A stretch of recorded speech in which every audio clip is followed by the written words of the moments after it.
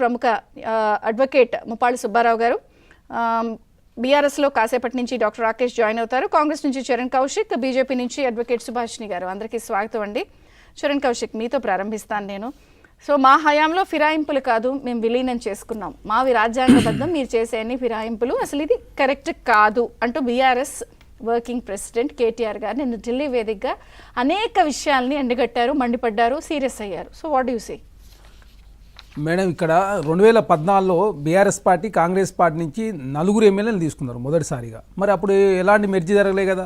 అదే కాకుండా కాంగ్రెస్ పార్టీ నుంచి ఒక ఎంపీని గుత్త సుఖేందర్ రెడ్డి గారిని కూడా ఆనాడు తీసుకున్న సందర్భం మనం చూసినాం. తర్వాత ఎప్పుడైతే టీడీపీ పక్షాన్ని కావచ్చు, అదేవిధంగా టీడీపీకి సంబంధించినటువంటి ఎమ్మెల్యే అంతా కూడా విలీనం చేసుకున్నారు 2014లో. 2018లో కాంగ్రెస్ పార్టీకి సంబంధించి సిఎల్పీని మాత్రం విలీనం చేసుకున్నారు తప్ప 2014లో కాంగ్రెస్ పార్టీ నుంచి 4 మంది ఎమ్మెల్యేలు తీసుకొని వారితో రాజీనామా చేయించకుండా ఆనాడు కాలం వెళ్ళదీసింది కూడా బీఆర్ఎస్ పార్టీ. కాబట్టి బీఆర్ఎస్ పార్టీ ఫిరాయింపు గురించి ఎంత తక్కువ మాట్లాడితే అంత తెలంగాణ రాష్ట్ర ప్రజలు విశ్వాసంలో తీసుకుంటారు. ఎందుకంటే అసలు ప్రారంభించిందే వాళ్ళు. ఎందుకంటే 2014లో వారికి 63 స్థానాలు వచ్చినాయి. సరే, 63 స్థానాలు వచ్చినప్పుడు అంటే తీసుకున్నారు అని మేము అనుకున్నాం. కానీ 2018లో 8 స్థానాలు గెలిచినప్పటికీ కాంగ్రెస్ పార్టీ నుంచి 11 మందిని, ఇండిపెండెంట్ గెలిచిన వాళ్ళని 2 తీసుకొని ఏ విధంగా ప్రజాస్వామ్యం లేకుండా ఆనాడు చేసారో అందరూ చూసారు. అదే కాకుండా వారు ఎమ్మెల్యేలు ఎమ్మెల్సీలే కాకుండా ఆనాడు ప్రధానంగా జెడ్పీ చైర్మన్ కావచ్చు, మున్సిపల్ చైర్మన్ కావచ్చు, అదేవిధంగా ఎంపీపీలు కావచ్చు, ప్రధానంగా ఏ పార్టీ కూడా గెలవద్దని చెప్పేసి పెద్ద ఎత్తున కుట్రపూర్తిగా ఏ విధంగా వివరించి 32 జెడ్పీ చైర్మన్ అంటే 32 వాళ్ళే గెలిచే విధంగా ఏ విధంగా ప్రజాస్వామ్యాన్ని ఆనాడు కూని చేసారు అందరూ చూసారు. అదే కాకుండా మున్సిపల్ చైర్మన్ విషయంలో అందరూ చూసారు. ఒక 3 సంవత్సరాల కింద అందరూ చూసారు. ప్రధానంగా ఎమ్మెల్సీలను, ఎమ్మెల్యేలను, ఎంపీలను అడ్డం పెట్టుకొని ప్రతిపక్ష పార్టీలు ఒక మున్సిపల్ చైర్మన్ కావచ్చు, డిప్యూటీ మేయర్ కావచ్చు, మేయర్ లేకుండా ఆనాడు ప్రజాస్వామ్యాన్ని తుంగలో జొక్కే ప్రయత్నం బీఆర్ఎస్ పార్టీ చేసింది.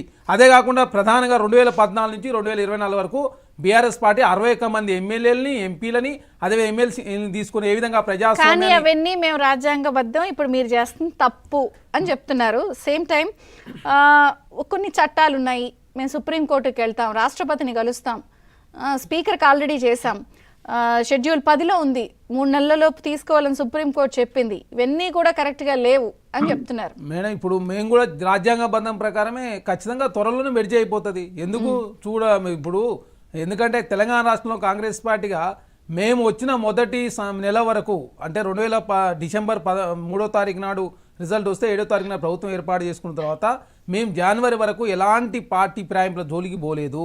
తెల్లారి నుంచే స్టార్ట్ చేసిండు బీఆర్ఎస్ పార్టీ నుంచి పల్లరాజేశ్వరరెడ్డి గారు, అదేవిధంగా భారతీయ జనతా పార్టీ లక్ష్మణ్ గారు ప్రారంభించి కాంగ్రెస్ ప్రభుత్వం కూలిపోతుంది, నెల రోజుల్లో కాంగ్రెస్ ప్రభుత్వం కూలిపోతుందని చెప్పే ప్రయత్నం చేసినప్పుడు తెలంగాణ రాష్ట్రంలో మేము కూడా మమ్మల్ని రక్షించుకునే దానిలో భాగంగా తప్పదు, మాకు 5 సంవత్సరాల కాలం పాటు అధికారం ఇచ్చి తెలంగాణ రాష్ట్రంలో కాంగ్రెస్ ప్రభుత్వం ఉండాలని చెప్పి ప్రజలు కోరుకునే అవకాశం ఇచ్చి, అదేవిధంగా తెలంగాణ రాష్ట్రంలో 6,71,000 కోట్ల అప్పుల నుంచి, కోరల నుంచి పడేది కాంగ్రెస్ పార్టీ అని చెప్పేసి మమ్మల్ని అధికారం తీసుకొస్తే మా ప్రభుత్వం కూల్చే ప్రయత్నం చేస్తున్నప్పుడు బీఆర్ఎస్ కానీ బీజేపీ కానీ పడగొడతాం, పడిపోతుంది అని హెచ్చరికలు చేసిన నేపథ్యంలో కొంత మీరు రెచ్చిపోతున్నారా?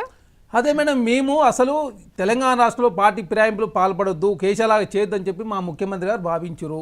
మా మీద రోజు ప్రాపగండ క్రియేట్ చేసే ప్రయత్నం, ప్రజల్లో అయోమయం గురి చేసే ప్రయత్నం, కాంగ్రెస్ పార్టీ మీద అపనమ్మకం ప్రజల్లో వెలువడుతూ ఉన్నప్పుడు ఖచ్చితంగా తెలంగాణ రాష్ట్రంలో రాజకీయపరమైన నిర్ణయం తీసుకోవాలా.